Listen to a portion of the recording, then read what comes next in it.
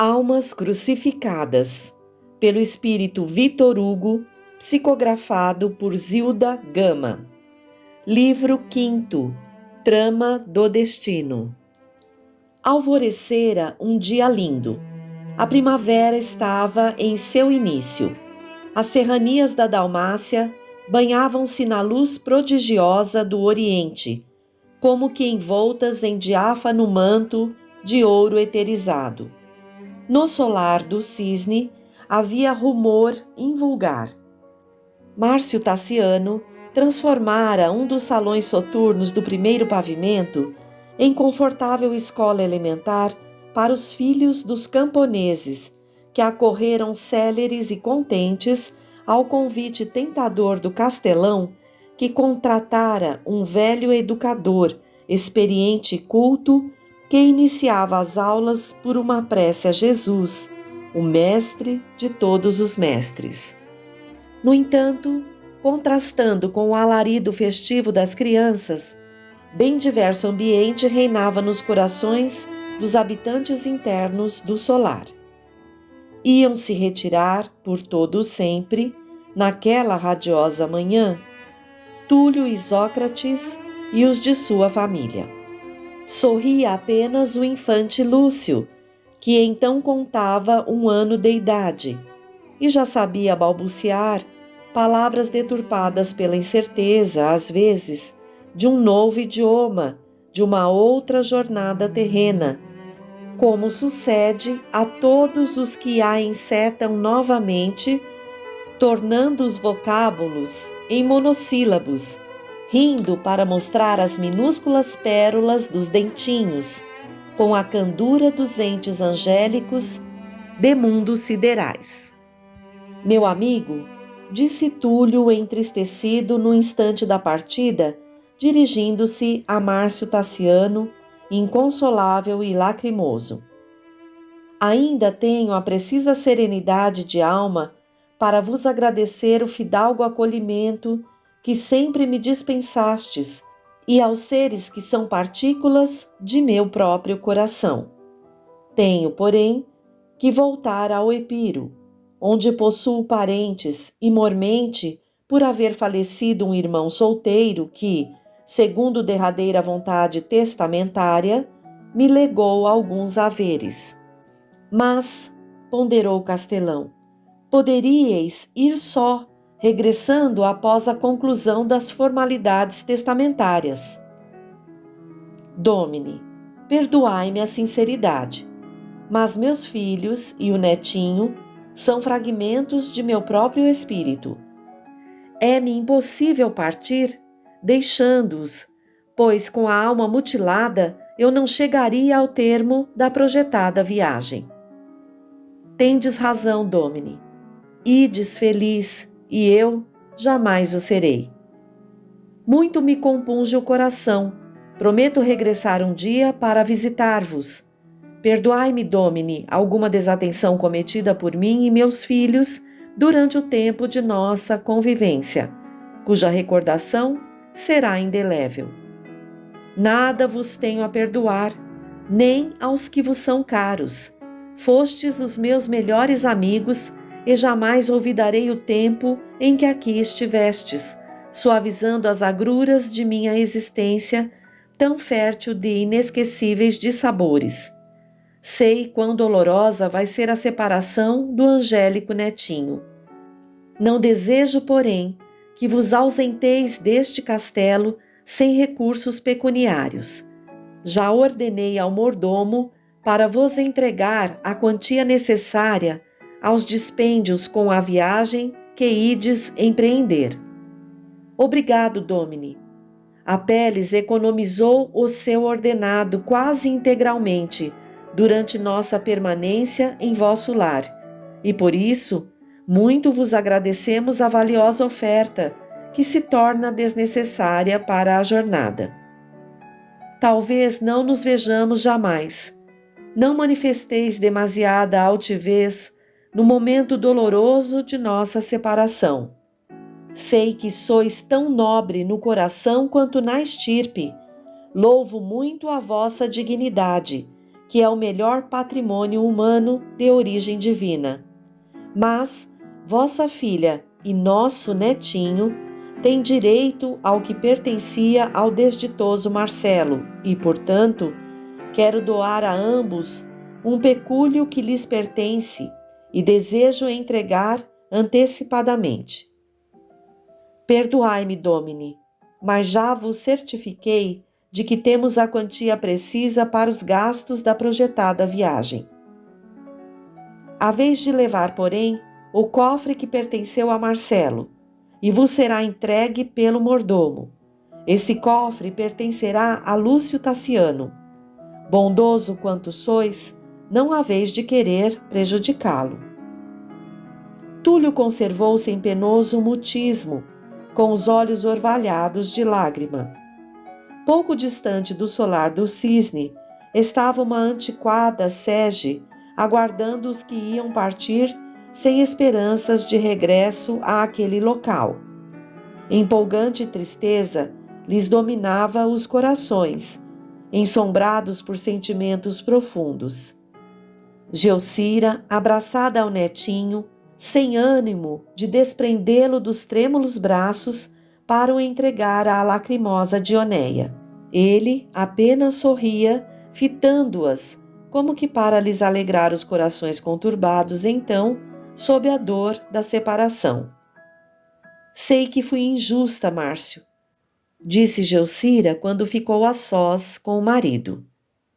Com a nossa nora, ofendendo-a no seu pundonor de esposa, e muito lamento o acontecido, mas, em meu íntimo, existe arraigada a suspeita de que o assassino de nosso filho foi o maldito Cláudio Solano, o enamorado de Dioneia, e esta deve tê-lo compreendido. Confiemos na Justiça Suprema, Gelcira, que há de desvendar a realidade, e talvez possamos ainda ser reunidos sob o mesmo teto. Jamais conseguiremos melhorar a nossa situação, outrora tão afortunada, Márcio, pois do antigo lar restam apenas os escombros dentro de nossos compungidos corações. Longo e penoso foi o trajeto para Túlio e Sócrates e os entes amados que o acompanharam para o Epiro, deixando a Dalmácia, onde haviam permanecido por vários anos. Somente o pequenino Lúcio manifestava alegria, com a candura própria de sua idade isenta de pesares. A dor, enquanto assedia os corações, afugenta qualquer esperança de nova felicidade. Quando nossas almas estão envoltas no crepe de intensa tristeza e nenhum pensamento dulcificante as embala, ainda que por fugidios instantes, nossos espíritos ficam aturdidos, obrigando seus corpos carnais a se arrastarem, vacilantes pelo mundo, como cegos através de infinitos e desconhecidos caminhos. É quando, então, surge em nós o desejo de alarmo-nos para as regiões do além, no afã de lá encontrarmos a aventura que perdêramos aqui na terra, que agora se nos afigura deserta e intolerável. Tal o estado psíquico de Dioneia, quando, qual verdadeira ressuscitada, pôde erguer-se do leito que já lhe parecia um túmulo. A todos os instantes, o pensamento retrocedia ao passado extinto e rememorava os mais recentes sucessos de sua vida. Chegara em penosa emergência ao solar do cisne, onde fora acolhida com os seus entes queridos, por Márcio Tassiano e seu adorável filho, pelo qual logo se afeiçoara profundamente, sendo seu amor correspondido com veemência. E quando culminar a aventura ambicionada, conseguindo seu paraíso terreal, avizinhando-se a chegada do primeiro arcanjo de seu lar, tudo fora esfacelado, aniquilado, pulverizado. No entanto, no longo período de demência febril e, após, de quase inanição, percebera ela que algo de muito surpreendente, de ordem psíquica, ocorria em seu âmago.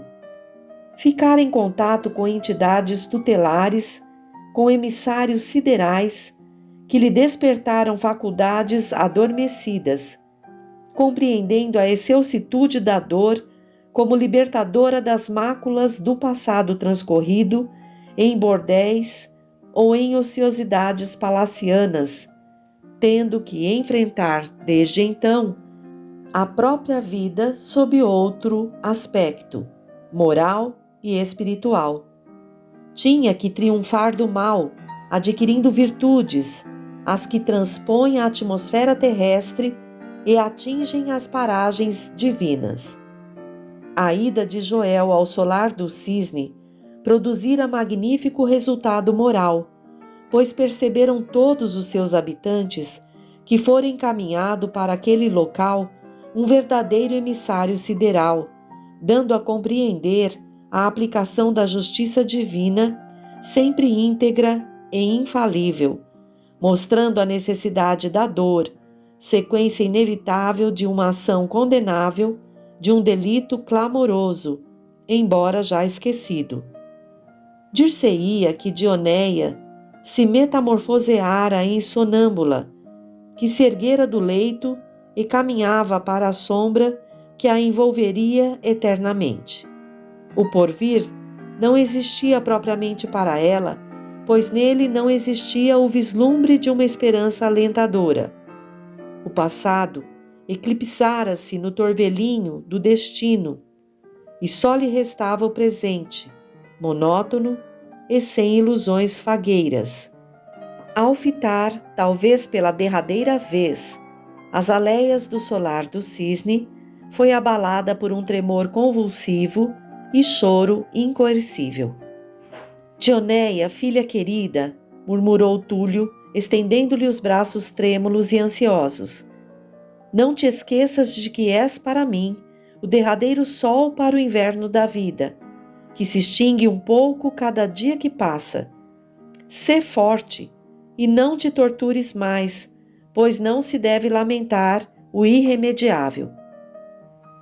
Dir-se-ia, pai querido, respondeu ela quando adquiriu um pouco de serenidade, que abandonei a derradeira esperança da vida no local onde desfrutei a intensa felicidade que eu julgava eterna.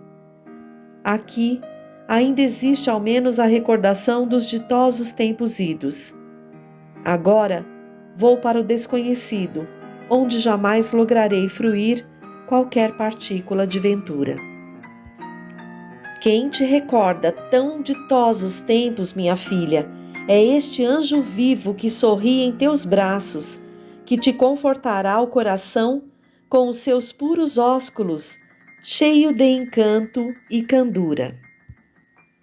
Prolongado silêncio reinou no interior da sege que, por muitas horas, se foi distanciando do local onde haviam residido Túlio Isócrates e sua família. Quem sabe preferias permanecer no solar do cisne, filha querida? Por que não mo disseste? Perguntou o ancião a Dioneia, ao vê-la com os olhos inundados de pranto. Não, meu pai. Os agravos ultimamente recebidos impediam-me de permanecer no castelo, que para o meu coração acaba de ruir para todo sempre. Era indispensável a nossa partida, mas percebo que, ali, foi sepultada a derradeira parcela de minha felicidade terrena. Quem desvenda o futuro é Deus. Depois desse curto diálogo, ambos recaíram em silêncio. A jornada prosseguiu monótona e sem incidentes dignos de reparo. Apenas estacionavam os itinerantes em algum albergue, para repouso do fatigante percurso e para tomar algum alimento, seguido sempre pelo fiel Plutão, que parecia lançar olhares percrustadores aos novos cenários na natureza, mostrando-se contente por não se haver apartado do pequenino Lúcio, que o acarinhava com as mãozinhas nédias e róseas. Já haviam transposto as montanhas da Dalmácia e aproximavam-se da Tessália, dirigindo-se para o sul da Grécia. Onde pretendeis fixar nossa residência, meu pai? Interrogou Apeles ao genitor. Não longe do local onde tivemos outrora uma propriedade. Nosso pecúlio é reduzido, meu pai. Havemos, porém, de adquirir uma condigna habitação, embora modesta, disse Apeles. Fica a teu encargo a escolha do prédio, Apeles, o qual será registrado em teu nome e no de Lúcio, que recebeu um pequeno tesouro ainda intacto, oferta do nobre Márcio e que pode ser aplicado nesse fim. Os dissabores nos fustigaram intensamente, meu pai. Mas, por mercê do alto, com o que economizamos poderemos viver tranquilos e sem necessidade de voltar ao solar do cisne. Nosso querido Lúcio será criado com humildade, mas na escola do dever e da honra. O que lhe pertence será despendido apenas com a sua instrução em tempo próprio, salvo algum imprevisto caso de enfermidade. Assim o espero, meu filho, respondeu Túlio, fitando com enternecimento o jovem Apeles. Decorridos poucos dias, sem sucessos dignos de menção, os viajantes transpuseram a Tessália e, na extremidade sul, dispensaram a carruagem que retornou ao solar do cisne. Atravessaram, por fim, o estreito de Lepanto e durante alguns dias prosseguiram o desejado trajeto até a parte oriental dos atuais Balcãs, chegando ao local almejado, pouco distante dos Delfos, em busca de velhos parentes que os acolheram friamente. Apeles, com a anuência do pai, tratou imediatamente de adquirir uma habitação modesta, construída num cimo de colina, não distante do mar Egeu, de onde se descortinavam as águas marítimas, como se fossem as de uma tela viva, com uma infinidade de pontos sombrios, as ilhas que formam o arquipélago das Cíclades. Apeles, instalados todos na nova habitação, cultivava o solo desde o alvorecer e adquiriu algumas ovelhas e aves para aumento dos rendimentos domésticos. Com economia e trabalho, descorridos alguns meses, estabilizou a situação do lar, passando todos a viver tranquilamente, isentos de grandes preocupações financeiras, que tanto perturbam a paz e a alegria das famílias menos abastadas. Assim viveram serenamente por algum tempo. O pequeno Lúcio, que desde o primeiro balbuciar revelara sempre lúcida percepção, invulgar inteligência, tornou-se o verdadeiro encanto do lar. Aqueles 4 entes, tão fortemente ligados pelo destino e por vínculos de indestrutível afeição, intensificaram a crença de que já havia desabrochado em suas almas o cristianismo, reunindo-se todas as noites em preces fervorosas. Assim, se escoaram 24 meses em absoluta paz, em um ambiente sereno, onde não faltava o pão material e o espiritual. Lúcio, mal se equilibrando nas frágeis pernas, vivia em plena harmonia com seu velho amigo Plutão, atalaia fiel daquele remanso de paz, e cujo olhar se iluminava com a presença do arcanjo terrestre, que o acarinhava com as mãozinhas de tépido veludo. Nesse decurso de 24 meses, haviam sido enviadas ao solar do cisne notícias resumidas da situação em que se encontravam, não tendo, porém, havido retribuição de um vocábulo sequer escrito pelo velho Márcio. As venturas terrenas são quase todas efêmeras, fugazes qual as névoas matinais. Ai dos que se iludem, supondo-as perenes. Um relâmpago fulgurando no céu, qual serpente de fogo precipitada sobre a terra cheia de treva, tem duração instantânea. Assim, a felicidade naquele honesto lar, onde imperavam o labor e a mais excelsa harmonia, os mais dignificadores sentimentos humanos, teve a fugaz duração de uma alvorada. Túlio, cheio de recordações amargas, sentia que pouco a pouco o coração lhe pesava mais no peito o opresso. Certa tarde, chegou à sua residência um velho amigo, que havia muito andara por longínquas regiões e possuía a mesma idade de peregrinação planetária do bondoso Túlio. Não foi só visitá-lo, e sim convidá-lo para uma reunião de psiquismo, onde os continuadores da doutrina reencarnacionista rememoravam as palavras de Pitágoras, Jesus e Platão, dando a todos oportunidade de ouvir um oráculo e uma pitonisa que maravilhavam com as suas revelações extraterrenas. Em localidades longínquas, chegava a fama dos inspirados transmissores das verdades espirituais, e constantemente iam procurá-los os peregrinos, os enfermos, os desditosos. Túlio Isócrates agradeceu ao amigo o fraterno convite, dizendo-lhe: irei contigo, meu amigo, pois me sinto enfermo, e quem sabe se conseguirei algum remédio que possa minorar os meus sofrimentos e prolongar minha vida?